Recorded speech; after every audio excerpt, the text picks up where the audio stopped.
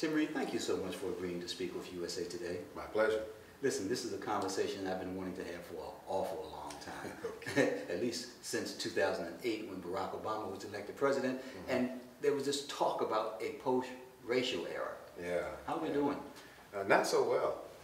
We're more in the post. And it seems like we're back to the future.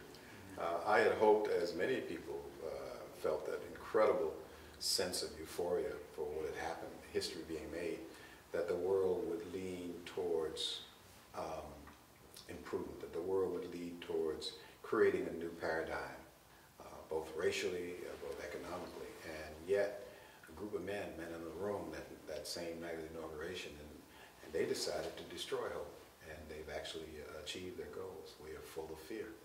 But we talk so much about controlling images. Yeah. We ought to be able to control our own image. We've got a president in the White House. Yeah.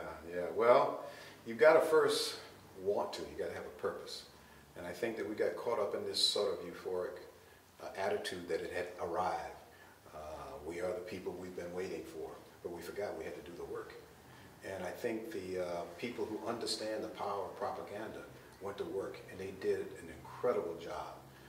Not since Nazi Germany has propaganda been used to change the mindset of people as it has been in the last 6 years. They literally have used lies and innuendos and created a sense of fear in the people when there was really, not there wasn't any cause. It's just that we're at the frontier of changing things. Change was about to happen. We're entering truly the 21st century, and yet everybody wanted to go back. Listen to the words of some of them. We want things like they were. We want to go back. Well, if things were so good back there, when they were back there, if they'd done the right thing, we wouldn't be where we are now. You made a presentation earlier today when you talked about the importance of the word. The word is very powerful. And they have used the words against not only the president, but against the people. Voting rights laws are being overturned. We're dealing with issues that we thought were long gone. And these battles are played out and lost in media? In media. The power of the media, it's the most powerful man-made force on this planet. And it is used to sway opinion. We live in a world of perception, no longer reality. And Aldous Huxley said that way back in a book called A Brave New World. He said he feared that we'd be a time when perception would rule reality, and we're there. If you know that, why don't the Tim Reids of the world change it? Well, some of the Tim Reids of the world are trying to, and but the business has changed. I mean, the paradigms have shifted so quickly. 5 years ago, there was no such word as an iPad, and now there are millions of them, and people are writing content for them. The business has changed, and technology is so far ahead of the human condition that by the time you decide that you're going to make something for television, people are looking at stuff on a smartphone. New delivery system. New delivery system. So you have to keep pace. And I think that we got caught in the shadows. We spent a lot of time thinking, okay, it's been done. We have these things. Things are going to change. And we forgot to do the work. And I think the work is to make sure your culture is in pace, up to pace with the changing dynamics of the world. A lot said about problems. Talk a bit about solutions. Solution is to get control of your image, get control of your story. It's time that the lion tells his side. The hunter has been speaking now for 6 years. It's time for the lion to speak up. I don't care about the outcome, but I care about the fair battle. And right now we're not battling, I think, in this world of perception with the kind of passion and skills that we need. We're still dealing with things in the 20th century. We're in the 21st century.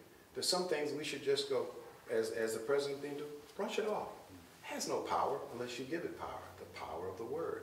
So we need to control the word. And I don't think enough of us are passionate enough about that. We need to change. We need to rewrite our story. And we do it in telling stories. We do it in newspaper articles, blogging. Why is it that Jon Stewart, Bill Maher are the voices of wit and reason? Where are the others? I don't, where are they? Where are the black Will Rogers? Where is the black Richard Pryor today, telling the sort of stories and relating to culture in a way that is thought-provoking? Most of the stuff we hear is victimization stories. So I'm hoping that I'll be a part of the change. I'm working with young people through my institute, the Legacy Media Institute, to get them to understand the responsibility of images and how to use it and get your propaganda out there so that you can compete. Right now we're not competing. But ultimately the solution can be found within the race. Of course, that's the only solution is within. You're never going to, why would the controlling power yield? What did Frederick Douglass says? Power yields nothing without his demand. Without demand. It never did. And it never will. So we need to create our demand, not what some 20th century demand puts out. We're in the 21st century. We need a new paradigm, and we need new leadership. Not leaders in terms of politicians, leaders in terms of people telling their story, protecting their culture, whatever culture that may be. And we don't have enough of them. Tim Reid, thank you very much for being my guest with USA Today. Thank you, and I'm leaving the country. Good to be with you. Thank you. Thank you. Okay. Stand by, Regina. I just want you to, I wrote down 3 questions that I want him to just say on a single shot. Okay. Okay? Courtney, single shot of Mr. Reid. And the first one is, if you know that, why don't the Tim Reids of the world change it? Okay. Do you want me to answer it? I don't know. Not really, Okay, because then we're going to cut. Thank you. No, I appreciate that. You want me to... Just him, single shot, and you gotta have look room. Okay, get him out the I shot, see but have look shoulder room. down. Shoulder, shoulder, How's that? zoom in, That's better. a little bit tighter. Let me get I've got this 16:9, it's sort of weird these days. Sorry, sir. Is it you or we? Hmm. Is it, did I say if you? No, I'm if asking you know a that, question. why don't the Tim Reids of the world change it? Okay. If you know that, I why got don't you. the Tim... Yeah, that's cool. That's good. That's good. Okay, stand by. If you know that, why don't the Tim Reids of the world change it? Roll tape. If you know that, why don't the Tim Reids of the world change it? We're scared. Okay, we're not that great at this. All right, stand by. Here's the next question. We may not use it, but you just said new delivery system. Stand by. New delivery systems? All right, and then a lot said about problems, talk about solutions. Stand by. Tilt up just a tad, Gina. Just a tad. Okay, stand by. A lot said about problems, talk about solutions. A lot has been said about problems. Talk a bit about solutions.